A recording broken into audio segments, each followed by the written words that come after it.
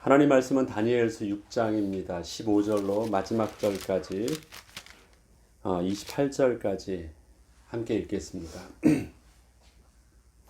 그 무리들이 또 모여 왕에게로 나와서 왕께 말하되 왕이여 메대와 바사의 규례를 아시거니와 왕께서 세우신 금령과 법도는 고치지 못할 것이니이다 하니 이에 왕이 명령하매 다니엘을 끌어다가 사자굴에 던져 넣는지라. 왕이 다니엘에게 이르되 내가 항상 섬기는 너의 하나님이 너를 구원하시리라 하니라. 이에 돌을 굴려다가 굴 어귀를 막음에 왕이 그의 도장과 귀족들의 도장으로 범하였으니 이는 다니엘에 대한 조치를 고치지 못하게 하려 함이었더라. 왕이 궁에 돌아가서는 밤이 새도록 금식하고 그 앞에 오락을 그치고 잠자기를 마다하니라. 이튿날에 왕이 새벽에 일어나 급히 사자굴로 가서 다니엘이 든 굴에 가까이 이르러서 슬피 소리질러 다니엘에게 묻되 살아계시는 하나님의 종 다니엘아, 내가 항상 섬기는 내 하나님이 사자들에게서 능히 너를 구원하셨느냐 하니라. 다니엘이 왕에게 아뢰되 왕이여 원하건대 왕은 만수무강하옵소서. 나의 하나님이 이미 그의 천사를 보내어 사자들의 입을 봉하셨으므로 사자들이 나를 상해하지 못하셨사오니 이는 나의 무죄함이 그 앞에 명백함이오며 또 왕이여 나는 왕에게도 해를 끼치지 아니하였나이다 하니라. 왕이 심히 기뻐서 명하여 다니엘을 굴에서 올리라 하매 그들이 다니엘을 굴에서 올린즉 그의 몸이 조금도 상하지 아니하였으니 이는 그가 자기의 하나님을 믿음이었더라. 왕이 말하여 다니엘을 참소한 사람들을 끌어오게 하고 그들을 그들의 처자들과 함께 사자굴에 던져 넣게 하였더니 그들이 굴 바닥에 닿기도 전에 사자들이 곧 그들을 움켜서 그 뼈까지도 부서뜨렸더라. 이에 다리오 왕이 온 땅에 있는 모든 백성과 나라들과 언어가 다른 모든 사람들에게 조서를 내려 이르되 원하건대 너에게 큰 평강이 있을지어다.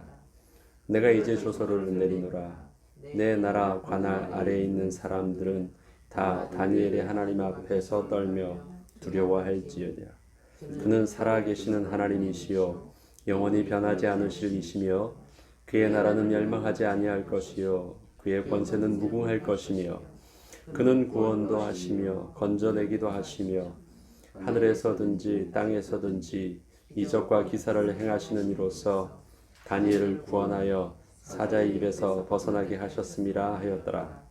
이 다니엘이 다리오 왕의 시대와 바사 사람 고레스 왕의 시대에 형통하였더라. 아멘.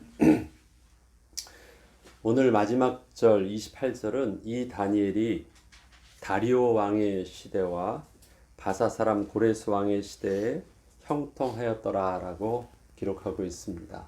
사실은 그 앞에 느부갓네살 왕부터 시작되어서 다니엘은 한마디로 말해서 시대와 또 모든 상황을 초월해서 국가를 초월해서 그는 형통하였다라는 것입니다. 길게요. 다니엘은 유다 사람이고 여호와 하나님을 섬기는 자이며 또 그의 신분이 또 그곳에 올 때는 포로로 잡혀왔습니다. 여러 가지 모습을 보면 신앙인이 세상 나라에서 살기에는 많은 핸디캡을 가지고 있는 모습이 바로 다니엘입니다. 신분도 그랬고 그의 신앙을 섬기는 신앙의 모습도 세상과 살 때는 같이 어울릴 수 없는 여러 가지 모순점을 그 모습 속에 내재하고 있었습니다. 그런데 성경은 분명하게 다니엘이 시대와 또 사람을 막론하고 그가 사는 동안 형통하였다라고 말합니다. 왜 그랬을까요? 23절에는 다니엘이 사자굴에서 보호를 받았는데 마지막 후반절 보니까 그가 자기 하나님을 믿음이었더라라고 합니다. 아, 그렇군요. 그가 하나님을 믿었기 때문에 그 믿는 믿음이 그의 삶을 때와 장소와 시대와 사람을 가리지 아니하고 형통하였군요. 아, 그러면 우리도 믿음이 있으면 그렇게 되겠네요. 다니엘이 그 믿는 믿음은 고집스럽게 꺾지 않고 굉장히 힘을 낸 것 같아요.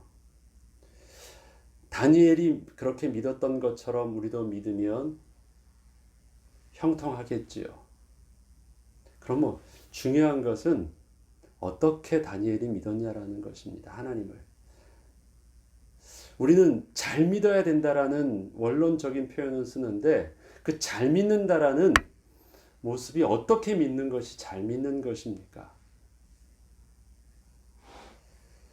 다니엘은 다른 데서는 볼 수 없는 세상 나라에서 거룩한 하나님의 백성이 세상 나라의 법과 하나님의 법 안에서 서로 모순되지 아니하고 서로 상충되지 않으면서 어떻게 양쪽을 충성되이 섬기면서도 형통할 수 있는지 분명한 그 영적인 비밀들을 다니엘의 삶의 모습을 통해서 우리에게 보여주고 있습니다.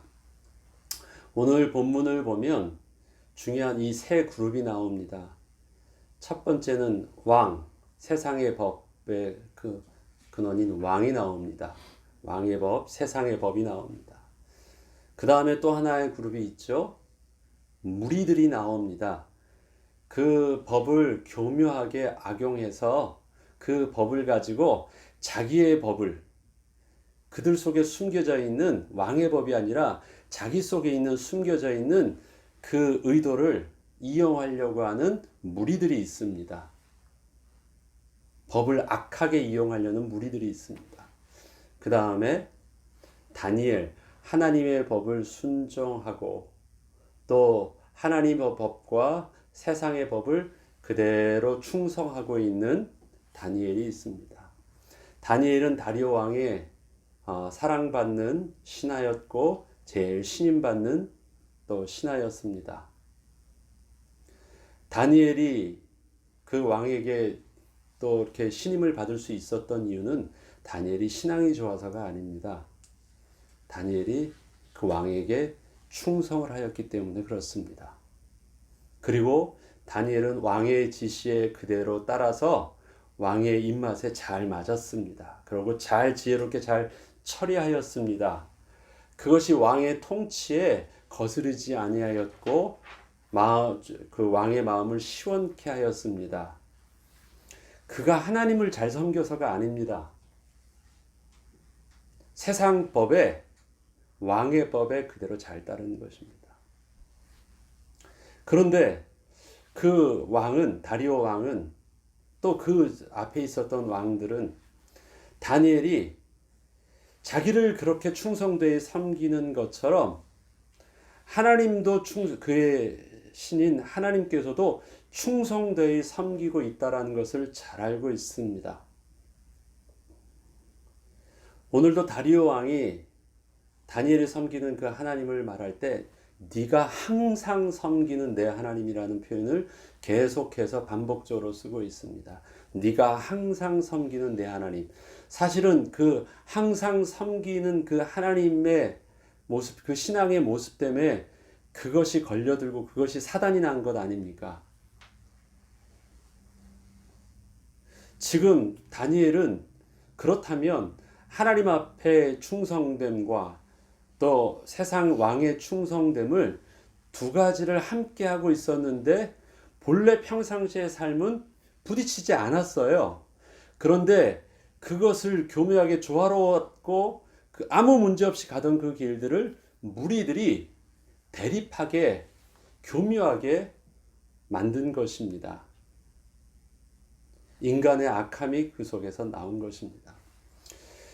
다니엘이 믿음이 좋아서 오늘 그 믿음의 승리는요, 세상 법을 이겨서 승리했습니까? 세상 법보다 하나님 법이 더 이기고 세상의 왕의 힘보다 하나님의 법이 더 세서 승리한 것이 아닙니다. 잘 보면요. 오늘 그 6장 22절에 보면요. 나의 하나님이 이미 그의 천사를 보내어 사자들의 입을 봉하셨으므로 사자들이 나를 상해하지 못하였사오니 이는 나의 무죄함이 그 앞에서 명백함이오며. 그 앞에서 할 때 그는 누구를 가리키죠? 나의 무죄함이 그 앞에서 명백하다라고 할 때 22절에 그는 누구를 가리킵니까? 하나님을 가리킵니다.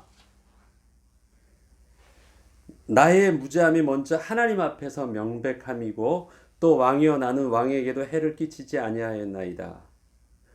또 그 무죄함은 누구에게서도요? 왕에게도 무죄해요.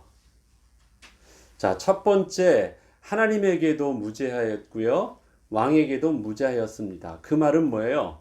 왕에게도 신실하였 하나님에게도 신실하였고 왕에게도 신실하였습니다. 그 말은 뭐예요? 왕의 법도 따랐고 하나님의 법도 따랐다라는 말이잖아요. 하나님의 법을 따르기 위해서 왕의 법을 거스리고 하나님께 충성하기 위해서 왕에게 반역을 한 게 아니에요. 그는 양쪽 다 충성을 하고 있었습니다. 아무 문제가 없었어요. 그래서 지금 사자굴에서 그가 보호를 받을 수 있었던 것은 사자와 싸워서 이긴 것도 아닙니다. 법 집행을 막았어요. 하나님께서 하나님의 신하를 보내셔서 천사를 보내서요. 사자의 입을 딱 잡은 거예요. 그래서 법 집행을 막았습니다. 아니야. 그는 그 법 집행을 할 수 있는 죄를 짓지 않았어. 그것에 대해서 하나님께서 자기에게 증거를 주셨대요. 하나님 앞에서 충성됨을. 그 다음에 내가 하나님 앞에 충성되어서 하나님이 나에게 그렇게 보호해 주신 것뿐만 아니라 이 법 집행은 바로 세상법에서도 그렇게 하였던 것이었기 때문에 왕에게도 내가 충성됨을 하나님께서 당신에게 보여주셨다라는 것입니다. 하나님이 옳고 당신이 틀립니다. 그걸 말하고 있지 않아요. 다니엘이 어필하는 것은요. 당신의 법에도 내가 순종했고 하나님의 법에도 내가 순종했는데 그것을 하나님께서 증거로 보여주셨다라고 말을 하고 있습니다. 지금 여기서 문제되는 인물은 어디냐면 무리들이에요.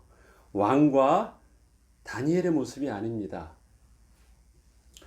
왕과 다니엘의 모습을 조화로웠던 그 모습을 이 무리들이 이분법적인 구조로 대립구도로 만들어 가지고 그것을 서로 모순되게 만들어서 반드시 한쪽이 무너뜨리도록 만든 거예요.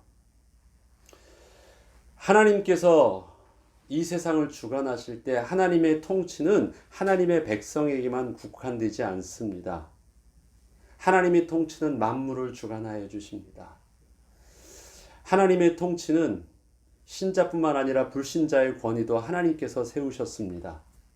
그래서 바울은 로마서를 통하여서 너희가 세상 권위에도 복종해야 되는 세상 권세자들에게도 복종되어야 됨을 말하였고 세상의 권세자도 바로 너희에게 하나님의 권위를 가르쳐 주시기 위해서 하나님이 세우신 사역자다라는 표현까지 쓰고 있습니다.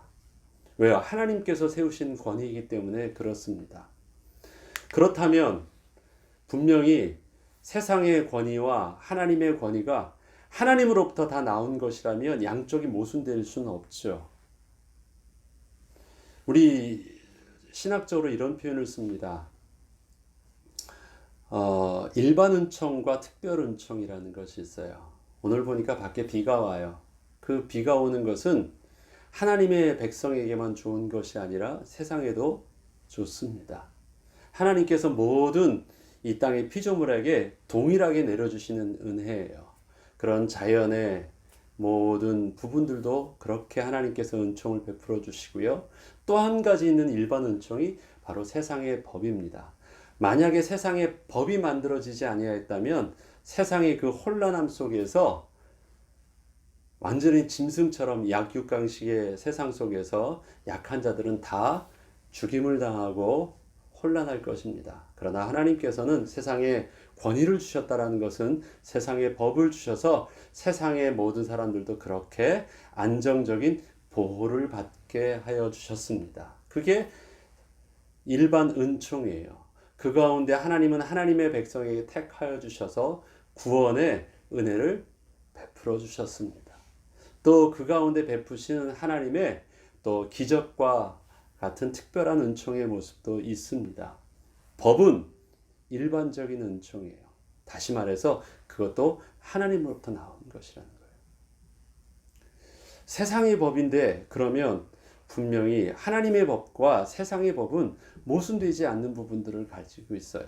그 말은 뭐냐면 다니엘처럼 세상의 법도 섬기고 하나님의 법도 섬기면 그것이 이분법 구조로 서로 대결 구도로서 우리가 이해해야 될 부분이 아니라는 것이에요.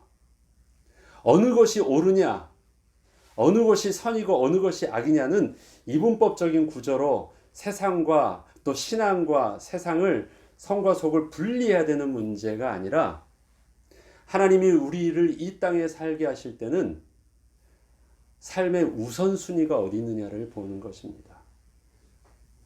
어느 것이 옳으냐가 아니라 어느 것이 먼저 되어져야 되냐라는 문제입니다. 법이 만들어 나라가 세워지기 위해서 제일 먼저 하는 일이 무엇입니까? 헌법을 만듭니다. 그 헌법에서 이제 각자 필요한 대로 조직을 세우고 또 상황들이 나아가면서 그 다음부터 하부법들이 점점 만들어지죠. 어디에 근거해서요? 헌법의 그 권위에 근거해서 만들어집니다. 그런데 이 만들어져 있던 법이요, 거기서 조금 모순이 생기기 시작해요. 좀 갈등이 되어져요. 그럼 어떻게 해요? 그것이 어디서부터 태생된 것입니까? 이 상위법으로부터 태생되어진 것이거든요. 그래서 상위법에 의해서 다시 판정을 받습니다. 그것도 아니면 그 상위법을 해가지고 최종법이 헌법에 근거해서 받습니다. 그 판정을 받기 때문에 그것이 법의 판정을 통해서 모순되지 않게 합리적으로 받아들일 수 있는 권위가 돼요. 하나님의 권위 속에서 세상의 법이 나왔습니다. 그럼 우리가 삶을 살 때는요, 세상의 법 속에서 삽니다. 순종하고 따르고 해요. 그런데 그 법이 우리에게 근본적인 하나님의 주권과 우리의 신앙을 하나님의 법 앞에서 모순이 되어집니까? 그럼 우리는 어디를 먼저 선택하는 거예요? 하나님의 법을 선택하는, 신앙을 먼저 선택하는 거예요. 나는 하나님의 법이니까 세상 법은 안 따라야 된다가 아니라 세상 법이 하나님 법 위에 있기 때문에 법 위에 있다는 건 모든 것을 포함하는 것입니다. 그런데 그 신앙의 모습이요, 세상의 악함 속에서 사단은 하나님의 법과 세상 법을 있을 때 세상 법을 어떤 식으로 만드냐면 이 수직 구조 속에서 이것을요, 하나님을 대적하는 이분법적인 구조로, 대립 구도로 만드는 것이 사단이 하는 일입니다. 그 전에 느부갓네살 왕도, 지금 오늘 다리오 왕도 보면요, 결국은 그가 하는 일이 있습니다. 내가 나의 권위를 가지고, 왕의 권위를, 세상법의 권위를 가지고 조서를 내리노니 이것을 모든 나라의 모든 이 방언으로 다 번역해서 다 반포하라고 말합니다. 그리고 어떻게 해요? 다니엘이 섬기는 그 하나님이 영원하시고 또 그 하나님이 위대하신 분이니까 그 하나님 앞에서 두려워 떨지어다라고 말합니다. 그러면 나는 무시되고 하나님의 법이 최고다? 나는 틀렸고 하나님이 옳다? 그 말을 하는 것이 아닙니다. 어떻게 해야 되냐면 그것을 이제는 그 법이 자기 위치를 잡은 것이에요. 왕의 권위가 하나도 손상되지 않았습니다. 오히려 그 왕의 권위를 가지고 그 나라를 든든하게 하는데 그 법이 부딪히지 아니하는 질서를 잡아준 거예요. 그래서 왕이 스스로 어떤 위치에 가 있습니까? 하나님의 법 아래 세상의 법이, 왕의 법이 있고 그 법 아래 백성이 있다라는 것. 그래서 대결 구도가 아니라 그것을 다시 어디가 우선순위로 해야 되는지 그 우선순위의 법의 구도를 세워놓은 것입니다. 다니엘이 하나님의 법에 의해서 충성하는 것이 세상의 왕을 충성하는 것을 부딪히게 하지 않았어요. 문제가 되지 않았습니다. 오히려 하나님의 법에 충성해서 하나님 앞에 신실함이 왕 앞에서 신실함을 보증하여 주었고요. 하나님의 은혜를 받는 것이 왕의 신하로서의 더 뛰어난 능력이 있게 한 것을 다리오 왕이 보았고 느부갓네살 왕이 보았어요. 그러하기에 지금 다리오 왕이 깨달은 것이 있습니다. 그것은 생각지도 못한 일들이었지만 그 무리들이 와서요, 세상의 법과 하나님의 법을 도저히 양립할 수 없도록 이 모순 가운데 빠지게 한 거예요. 외통수에 딱 걸리게 한 것입니다. 이것은 왕도 어찌할 수 없는 상황 속에 왔어요. 두 법이 부딪혀질 때 자기 스스로도 어떤 결정할 수 없는 두 법의 권위 앞에 서게 한 것입니다. 어떻게 해야 되지? 그 왕도 끙끙거립니다. 속은 것은 알지만 그 법에 딱 테두리에 걸려가지고 아무것도 하지 못했기 때문에 그는 그 밤에 자기 스스로가 그 법에 도장을 찍고 그렇게 하라고 말을 했지만 자기가 의도한 바는 아니었지만 그 법의 테두리에서 자기가 벗어나지 못하여서 그대로 따라갈 수밖에 없는 자기의 모습. 그래서 그는 그 밤새도록 잠도 취하지 못하고 음식도 먹지 못하고 고민합니다. 어떻게 해야 될까? 이 두 법이 있는데 이 두 법을 어떻게 조화롭게 해야 될까? 난 전에 아무 문제가 없었는데 그때는 왜 아무 문제가 없었지? 자기도 생각지도 못했던 문제거든요. 고민하는 상황이었습니다.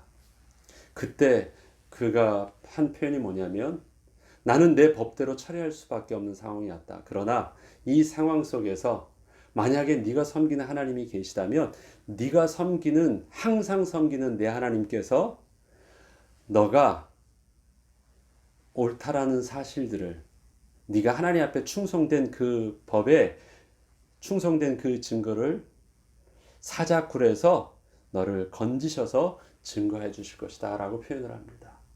항상 섬기는 하나님이.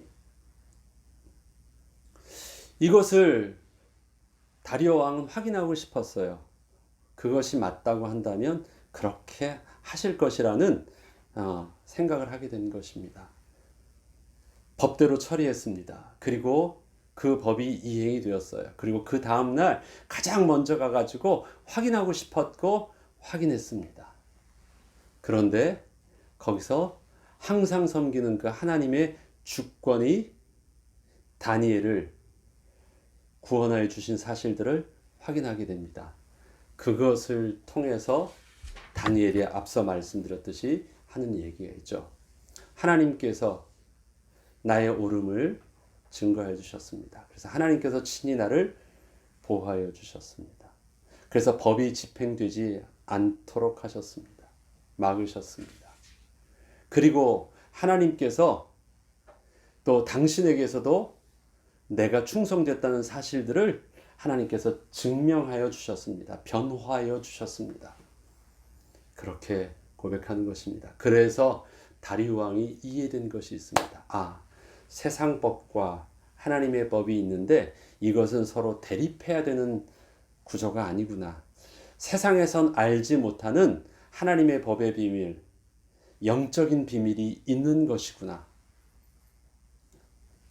그래서 세상의 권세에서도 할 수 없는 그 부분들은 하나님의 주권 가운데 영적인 비밀로 우리가 알지 못하는 또 다른 세상에 있는 것을 알게 되는 것입니다. 다니엘이 구원을 받았습니다. 다니엘이 형통함을 얻었습니다. 다니엘이 믿음의 증명을 받았습니다. 그러나 그것은 세상과 싸워서 이긴 믿음이 아니었습니다. 분명히 세상의 법도 하나님의 법의 우선순위를 존중할 줄만 알아도 아무 문제가 없습니다.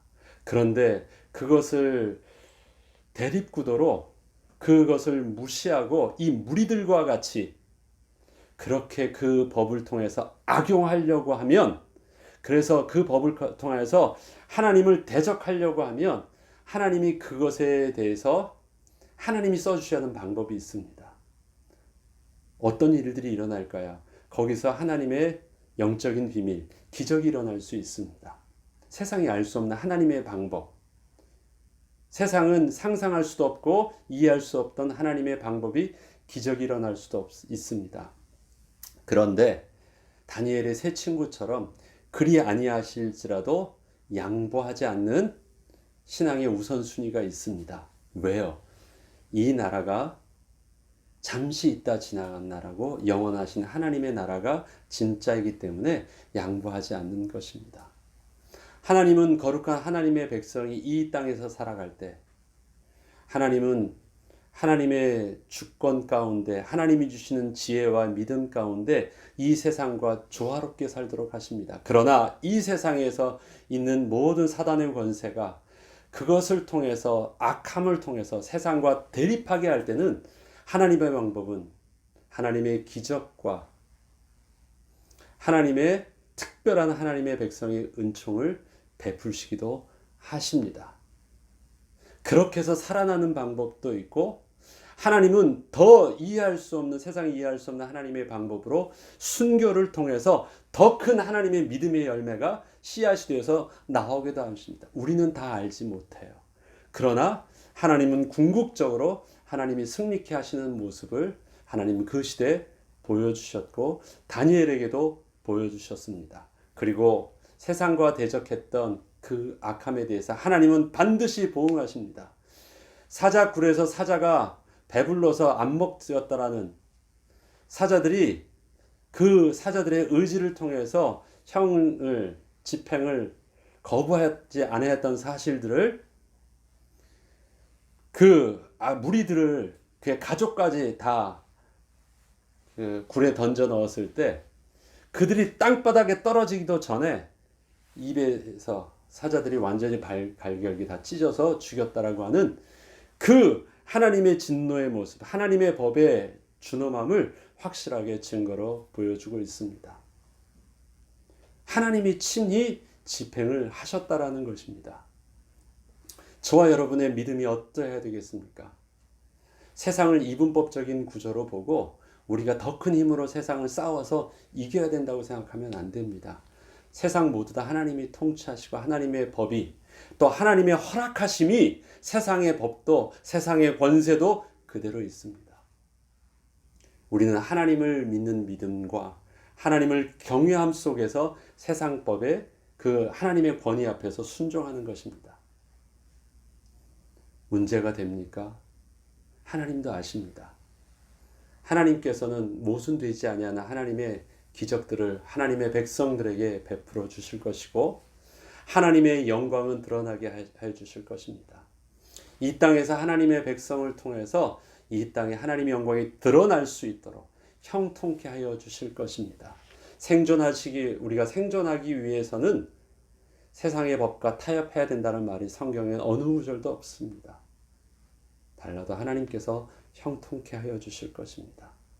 우리 식대로가 아니라 하나님의 식대로요. 하나님의 방법대로. 영원하신 하나님 나라에 하나님, 우리가 이 땅에 사는 동안 하나님의 법을 따르게 하시고 세상이 알 수 없는, 세상은 볼 수 없는 영적인 비밀을 가진 거룩한 하나님의 백성 되게 하셔서 세상이 알 수 없는 하나님의 창조의 기적이 도저히 이 땅에서는 절대 살 수 없다고 생각하는 그 세상 법의 모순된 앞에서도 아무 문제 없이 세상에도 존귀함을 받고 하나님께도 영광을 돌리는 거룩한 하나님의 백성답게 살게 하여 주시옵소서. 이 일을 위해서 다니엘이 선택한 그 믿음의 모습과 다니엘이 살았던 그 믿음의 삶의 모습대로 우리가 살게 하여 주시되 다니엘을 통해서 우리에게 보여주시는 믿음의 모습은 하나입니다. 내가 항상 섬기는 내 하나님. 전에 하던 대로 그것입니다. 다니엘이 믿음이 더 아주 특별했다가 아닙니다. 삶의 평범함이 그의 그 신앙의 안정감이었습니다. 평범함이 뭐예요? 늘 나는 막 긴장해서 뭘 해야 되겠다가 아니라요. 아침에 일어나면 하나님 바라볼 줄 알고, 아침에 눈을 뜨면 하나님 앞에 기도할 줄 알고, 또 삶 속에서 늘 정한 마음을 가지고 하나님의 도우심을 구할 줄 알고, 그리고 그 속에서 하나님이 주시는 그 은혜를 감사할 줄 알고, 그 다음에 어떻게 해요? 직장에 가서 자기 처한 곳에서 성실하고 충성된 모습으로 최선을 다해서 일할 줄 알고. 뭐가 특별합니까? 그는 평범한 사람이었습니다. 그런데 그 평범함 속에 숨겨있는 비범함이 하나 있었죠. 삶의 우선순위는 하나님이 먼저였습니다. 그것이 하나님 앞에 어떠한 환경 속에서도, 세상의 가장 강력한 권위 앞에서도 승리할 수 있는 비범하며 강한 힘이었습니다. 우리의 믿음이 오늘의 평범한 환경, 오늘의 평범한 하루의 시작 속에서 바로 전에 하던 대로 그 모습이 하나님 앞에 기도하고 은혜를 구하고 찬양하고 또 도우심 속에 성령의 인도받는 그 모습, 그리고 우리가 되돌아보니까 나도 모르는 사이에 그때 그 악인이 나를 그렇게 속였는데 나는 나를 속이는 줄도 모르고 그렇게 갔는데도 안 망했던 우리의 모습을, 하나님이 인도하셨던 모습을, 나는 그때 그 실수를 했는데 그 실수가 하나님의 복이 되게 해서 하나님의 영광이 되게 하셨던 모습들을, 나는 그때 쫓겨난 줄 알았는데 오히려 그것이 나를 보호해 주시는 하나님의 특별한 섭리였음을 우린 되돌아보면서 발견하게 되는 것입니다.